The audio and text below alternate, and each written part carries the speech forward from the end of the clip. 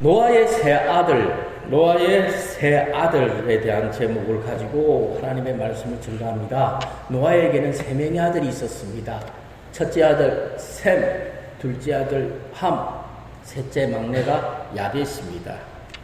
이 세 아들을 통해서 이 세상은 다시 새로운 역사를 쓰게 됩니다. 사랑하는 성도 여러분, 노아는 한마디로 말해서 대단한 사람입니다. 사람들의 비웃음과 조롱에도 묵묵히 믿음으로 방주를 만들었습니다. 죄악에 관영한 세상 속에 휩쓸리지 않고 끝까지 믿음을 지켰습니다. 그래서 성경은 노아를 가리켜서 의인이라고 말하고 완전한 자라고 말하고 하나님과 동행한 사람이라고 말씀하고 있습니다. 창세기 6장 9절 우리 다 같이 읽습니다. 이것이 노아의 조건이라. 노아는 의인이요 당대의 완전한 자라. 그는 하나님과 동행하였으며. 그 결과 노아는 홍수로 세상이 심판받을 때 노아는 구원을 받습니다. 노아로 말미암아 인류가 완전히 멸망하지 않을 수 있게 됩니다. 그래서 노아의 가족으로부터 세상이 다시 시작되었다라고 말할 수 있습니다. 그런데 그런 노아도 실수를 합니다. 방주에서 나온 노아는 포도농사를 지은 것 같아요. 많은 농사를 지었겠지만 그 중에 포도농사를 지었습니다. 그래서 포도 열매를 가지고 포도즙을 짰고 포도즙이 시간이 지나니까 발효가 되고 술이 되었죠. 그래서 포도주를 먹음으로 말미암아 정신을 못 차릴 정도가 됩니다. 술 먹는 사람들이 항상 하는 말이 있죠. 술이 누굴 먹어버렸죠? 노아를 먹어버린 거예요. 필름이 끊겨버렸어요. 그래서 하지 말아야 될 실수들을 한 것 같아요. 성경에는 노아의 실수를 아주 세세하게 자세하게 기록되지 않아요. 분명한 것은 노아가 술을 먹고 실수를 했다라는 겁니다. 술에 취한 노아, 온몸에 열이 났나 봐요. 그래서 옷을 다 벗어 던져버리고 벌거벗은 채로 잠을 잤습니다. 성경은 그렇게 나오거든요. 근데 술 취한 사람이 그 자리에서 옷을 탁 벗고 그 자리에서 딱 들어놓고 이렇게 잘까요? 그러지 않았던 것 같아요. 아마 벌거벗은 상태로 좀 보기 흉한 모습들을 보인 것 같아요. 그래서 우리는 노아 같은 의인도 노아같이 하나님을 잘 섬기는 사람도 어쩔 수 없이 실수를 하는 인간이라는 사실을 우리는 깨닫게 됩니다. 그래서 이 세상에는 완전한 자는 없는 것 같아요. 해 아래 새 것은 없어요. 아무리 어렵고 아무리 하나님과 동행한 믿음의 사람도 인간인 이상 실수를 합니다. 그래서 사도 바울은 술을 취하지 말라. 그리고 성령 충만을 받아라. 이렇게 말씀하고 있죠. 에베소서 5장 18절 다 같이 읽습니다. 술 취하지 말라. 이는 방탕한 것이니 오직 성령으로 충만함을 받으라. 그러므로 저와 성도님들은 할 수만 있으면 술 취하지 마시기 바랍니다. 술 취하지 마시고 성령 충만한 삶을 살아갈 수 있기를 바랍니다. 왜 예수 믿는 사람들이 술을 먹느냐? 성령 충만한 경험이 없기 때문에 그런 것 같아요. 성령 충만하면요, 술은 아무것도 아니에요. 아무것도 아니에요. 사도 바울이 은혜 받고 사도로 부르심을 받으니까 자신의 모든 것이 뭐로 보였습니까? 배설물로 보이는 겁니다. 은혜 받으면요, 세상에 아무리 좋은 것도 배설물에 불과합니다. 성령 충만 받으면 술 취하지 않아요. 술 먹고 하나님과 사람 앞에서 실수하기보다 하나님을 기쁘시게 하는 삶, 성령 충만한 삶을 저와 성도님들은 살아갈 수 있기를 바랍니다. 그렇다면 왜 노아가 포도주를 먹고 벌거벗고 골아떨어진 것이 실수입니까? 뭐 그럴 수 있는 거 아닌가요? 술 먹고 취해서 옷을 벗어 던지고 그 자리에서 잠을 잤다. 이걸 굳이 실수라고 말할 수 있습니까? 그런데 여기서 끝이 안 났기 때문에 실수가 되는 겁니다. 아무도 모르는 가운데 노아가 그 다음날 깨어났다면 아무도 모르고 노아만 알고 그 자리에서 깨어났다면 아무 문제가 없었을 겁니다. 그런데 노아의 둘째 아들 함이 아버지의 이 모습을 본 겁니다. 그럼 봤으면 그냥 못 본 척 하든지 그냥 지나가 버리면 좋겠는데 이 친구는 그냥 지나가지 못했어요. 아버지의 그 모습을 보고 아마 동네방네 소문을 다 낸 것 같아요. 함이 아버지가 실수한 것을 숨겼다면 아무 문제가 되지 않았겠죠. 그런데 아버지의 실수한 모습을 동네방네 다니면서 소문을 다 냈어요. 아버지를 웃음거리로 만들었습니다. 성경의 기록은 자세하게 없습니다. 그러나 아마 다른 가족들도 정말이야 하면서 쫓아왔을 거예요. 그래서 노아의 그 모습을 다 옆에서 지켜보았을 거예요. 그 가운데는 노아의 손자들도 있었을 것이고 손녀들도 있었을 것이고 며느리도 있었을 겁니다. 많은 사람들이 노아의 그 모습을 보았겠지. 그러자 노아와 다른 아들 셈과 야벳도 어떻게 해요? 그 소문을 듣고 쫓아옵니다. 그리고 함을 낳으라고 그 자리에 모여있던 모든 사람들을 어떻게 해요? 다 돌려보냅니다. 셈과 야벳은 함에게 아마 뭐라고 그랬을 것 같아요. 어떻게 아버지에게 그럴 수 있느냐 하면서 나무랬을 겁니다. 그리고 셈과 야벳은 아버지의 하체를 보지도 않으려고 뒷걸음질 쳐서 가가지고 자신의 겉옷을 벗었어요. 자기의 겉옷을 벗었다는 말이 무슨 말입니까? 자기가 아버지의 벗은 모습을 가려주기 위해서 자기가 겉옷을 벗었다는 말은 자기가 벌거벗게 되는 거예요. 그래서 셈과 야벳은 자기의 겉옷을 벗어서 벌거벗고 자고 있는 아버지를 덮어드리고 조심스럽게 밖으로 나옵니다. 창세기 9장 23절 다 같이 읽습니다. 셈과 야벳이 옷을 가져다가 자기들의 어깨에 메고 뒷걸음져 들어가서 그들의 아버지의 하체를 덮었으며 그들의 얼굴을 돌이키고 그들의 아버지의 하체를 보지 아니하였더라. 사랑하는 성도 여러분, 똑같은 아들인데 함은 아버지의 실수를 동네방네 소문을 내고 아버지를 웃음거리로 만들어버렸어요. 그러나 셈과 야벳은 자신의 옷을 벗어서 아버지의 수치를 가려주었습니다. 그런데 문제는 오늘날 교회 안에도 함과 같은 사람들이 굉장히 많아요. 교회 안에서 옳은 소리, 바른 소리, 선악을 판단하는 말을 너무 많이 합니다. 교회의 잘못, 허물을 드러냅니다. 심지어 세상 법정에 고소까지 합니다. 그 교회 성도가, 그 교회 안수입사가, 그 교회 장로가, 심지어 그 교회 목사가 매스컴에 교회의 이름이 오르락 내리락 하지 교회를 웃음거리로 만들어버립니다. 물론 함과 같은 성도들이 하는 말, 틀린 말 하나도 없어요. 다 맞는 말입니다. 당연히 교회는 잘못을 하면 안 돼요. 교회는 허물이 있으면 안 돼요. 그러나 문제는요, 그런 교회를 세상 모든 사람들에게 다 드러내버리는 것, 세상 법정에 고소해버리는 것은요, 함처럼 저주받을 수밖에 없는 행동이라는 거예요. 무슨 말입니까? 하나님이 안 기뻐한다는 거예요. 세상 사람들이 아무리 잘했다 박수치고 세상 사람들이 너는 영웅이라고 말해준다 할지라도 하나님이 기뻐하지 않아요. 그러면 세상에서 아무리 인정을 받아도 그 사람은 이 땅에서 저주받는 삶을 살아갈 수밖에 없습니다. 물론 오늘 본문에 노아도 그러면 안 되죠. 그러나 그렇다고 아버지의 허물을 동네방네 소문을 내는 함은 잘했다고 말할 수 없는 겁니다. 아들로서 그러면 안 돼요. 교회도 당연히 그러면 안 됩니다.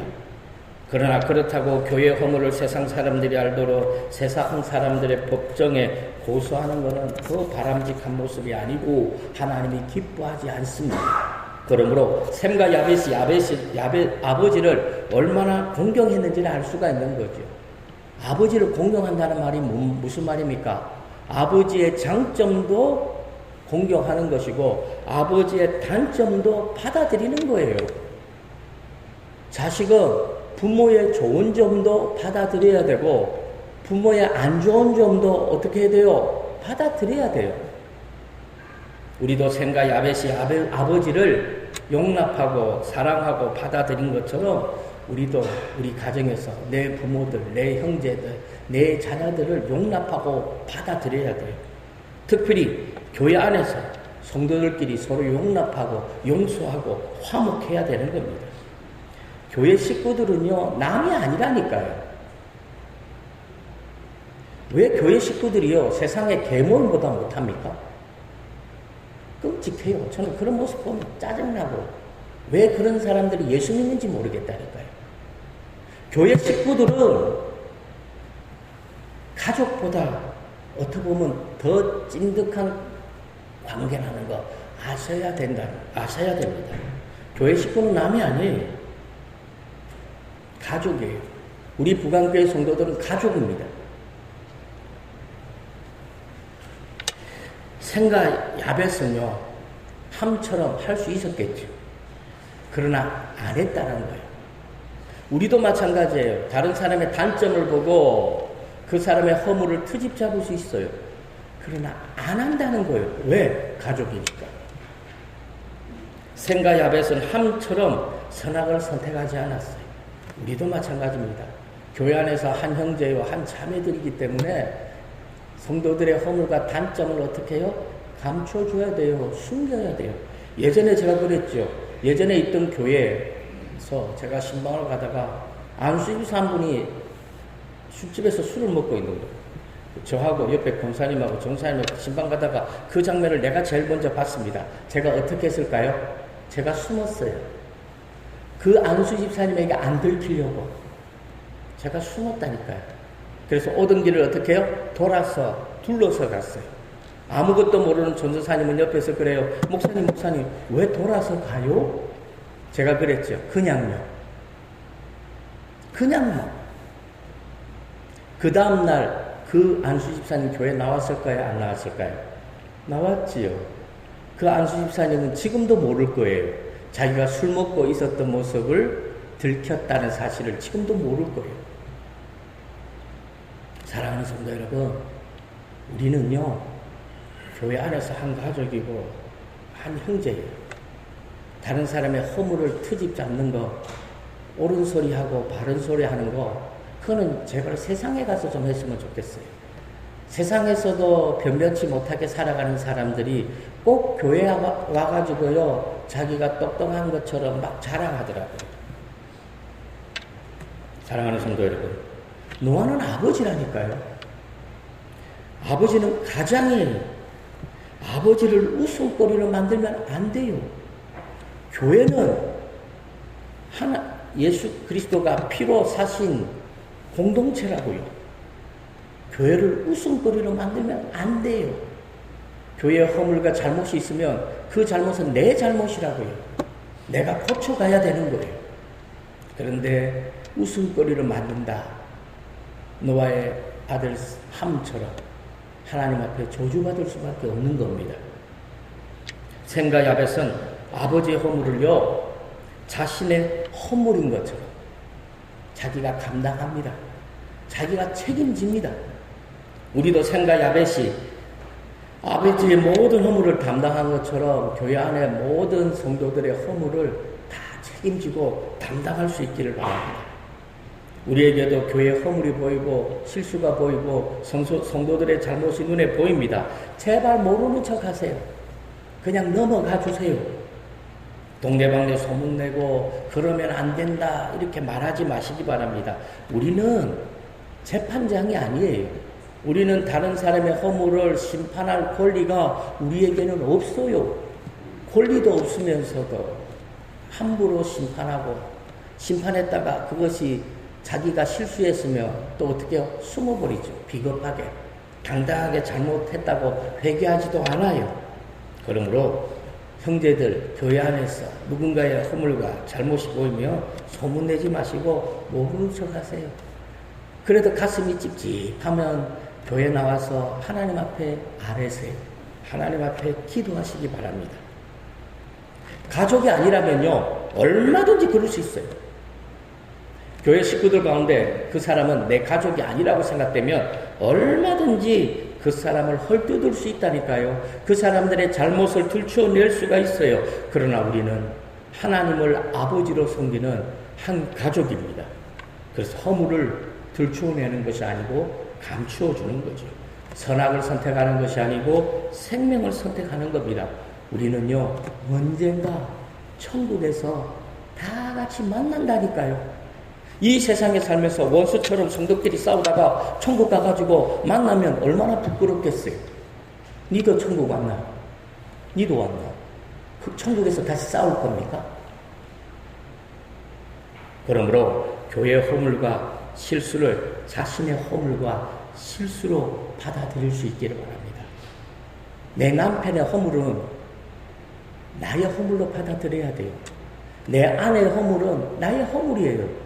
우리 교회 성도들의 허물은 내 허물이라니까요. 누워서 침 뱉는 것과 같아요. 교회의 허물에 대해 고발하는 거, 이거는 성도로서 할 짓이 아니죠. 고발이 아니라 책임져야 돼요. 교회의 잘못은 그 사람의 잘못이 아니고 내 잘못이기도 하기 때문입니다. 사랑하는 성도 여러분, 사람은 다 훌륭할 수가 없어요. 사람은 완전하지 않아요. 누구든지 잘못하고 실수합니다. 허물과 실수가 보이면 감싸줘야 돼요. 내가 누군가의 허물을 감싸줘야 그 사람도 나를 감싸줄 거 아니에요. 자기도 올바로 살지 못하면서 다른 사람의 허물을 자꾸 트집잡지요. 그것이 나중에 부메랑이 돼가지고 자기에게 돌아옵니다. 예수님은 우리에게 세상에서 빛과 소금이 되라고 말씀하셨어요. 빛과 소금이 되라는 말씀은 상대방의 허물을 들추어내라는 것이 아닙니다. 선악을 선택하라는 말이 아닙니다. 부패한 곳에서 소금이 되어서 더 이상 부패하지 않도록 하라는 거지요. 어두컴컴한 곳에 한 줄기 빛이 되어가지고 그 어둠을 밝혀주라는 거예요. 샘과 야벳처럼 아버지의 허물을 덮어주라는 겁니다. 이제 시간이 지났어요. 아버지가 술에 깨었습니다. 그리고 지금까지 있었던 모든 일을 다 알게 됩니다. 특히 작은 아들 함이 자신에게 행한 모든 일을 알게 됩니다. 노아의 마음이 얼마나 씁쓸했을까요? 함이 웬만한 잘못을 했으면 아버지도 용납하고 용서했을 거예요. 그런데 노아가 화를 낼 정도고 노아가 저주할 정도였다면 함이 도를 지나친 거예요. 노아가 어떤 사람이라고요? 의인이래요. 완전한 자예요. 하나님과 동행하는 사람이에요. 함의 잘못이 웬만했으면 아버지 노아도 그냥 넘어가 줬을 거예요. 그런데 성경에 기록은 없지만 도에 지나친 것 같아요. 모든 이야기를 들었어요. 노아가 다 알게 됐어요. 물론 자기도 잘못했지요. 그러나 그 아들 함을 바라보니까 너무 가슴이 아프지요. 씁쓸해요. 아들에게 배신감을 느낍니다. 어떻게 내 아들이 그럴 수 있는가? 화가 머리끝까지 나죠. 아버지로서 아들을 용서해 줄 수 있는 마음도 있는데 그 마음이 온데간데 없이 사라질 정도로 노아가 화가 난 거죠. 그래서 그 순간 함을 저주해 버립니다. 특히 노아는 함의 아들 가나안을 저주해 버려요. 손자를 저주해 버립니다. 아버지에게 아들을 저주한 것보다 더 큰 저주는 없습니다. 이 사실만 봐도 노아가 함에 대해서 얼마나 화가 났는지 알 수가 있죠. 더 기가 막힌 사실은 노아가 함과 가나안을 저주했는데 그 저주가 그대로 이루어졌다는 말입니다. 무슨 얘기입니까? 하나님도 노아 편을 들었다는 거예요. 자, 창세기 9장 24절과 25절 다 같이 읽습니다.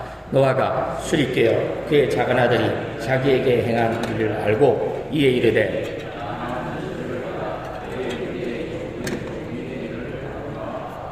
아멘. 자, 그러므로 셈과 야벳의 후손은 복을 받았지. 복을 받았어요. 하나님을 섬기는 영적인 축복까지 받았어요. 반면에 함의 후손들은 자손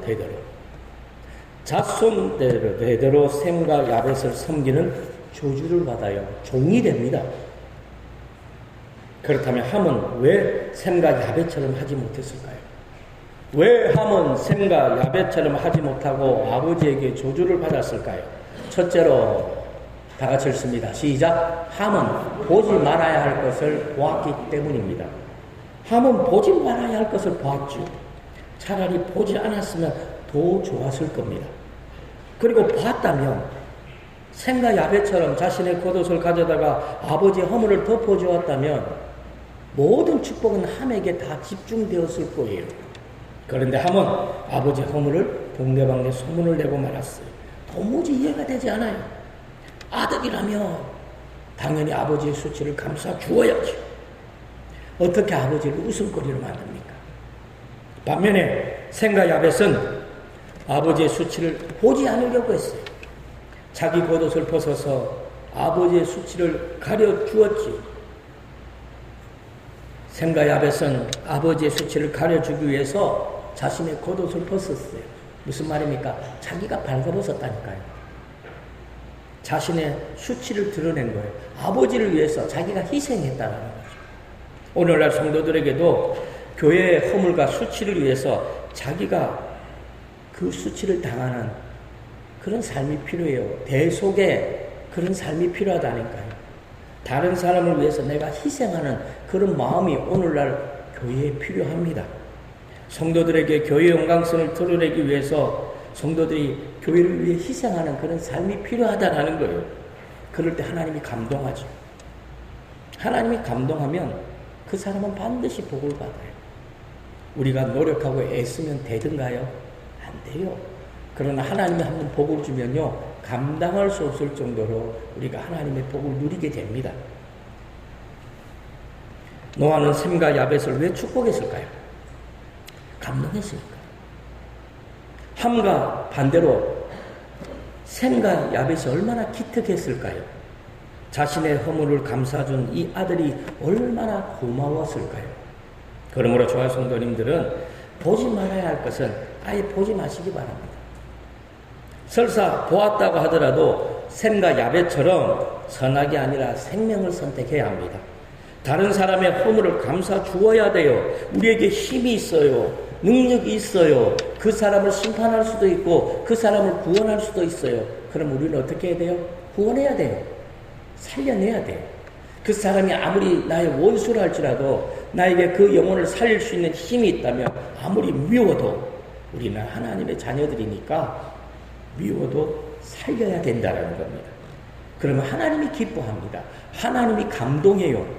그러면 그 인생은 이 땅에서뿐만 아니라 하나님의 나라에서도 멸류관을 받았습니다. 그러므로 저와 성도님들은 보지 말아야 할 것은 보지 마시기 바랍니다.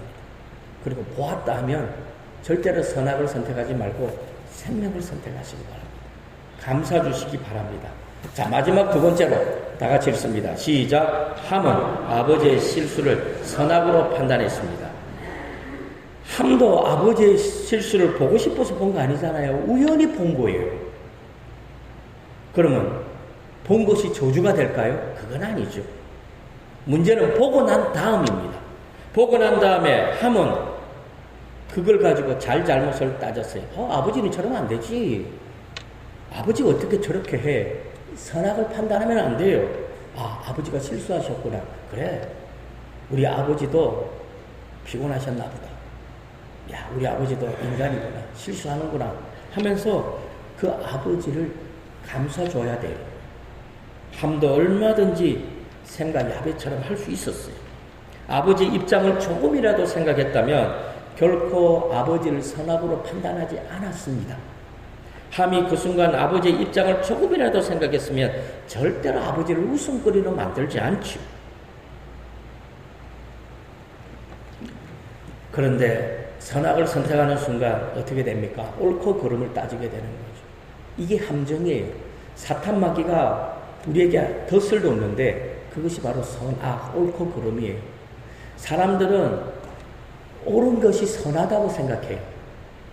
틀린 것이 악하다고 생각해요. 아닙니다. 옳은 것이 선할 수도 있고 악할 수도 있어요. 틀린 것도 악할 수도 있고 선할 수도 있어요. 상황에 따라 변하는 거예요. 가장 중요한 건 뭡니까? 옳고 그름이 아니고 그 사람이에요. 그 사람. 그 영혼, 그 생명. 아버지는 이러면 안 된다. 어떻게 아버지가 그럴 수 있느냐. 아버지는 그래도 이 가문의 족장인데, 선지자인데, 제사장인데, 존경을 한 몸에 받는 사람이 어떻게 이럴 수 있느냐. 이러면 안 된다는 거예요. 오늘날로 말하면 노아는 목회자지요. 목회자 실수하면 안 된다. 맞아요. 목회자들이 실수하면 됩니까? 안 되지요. 아무리 그래도 목회자를 선악으로 판단하면 안 되는 거예요.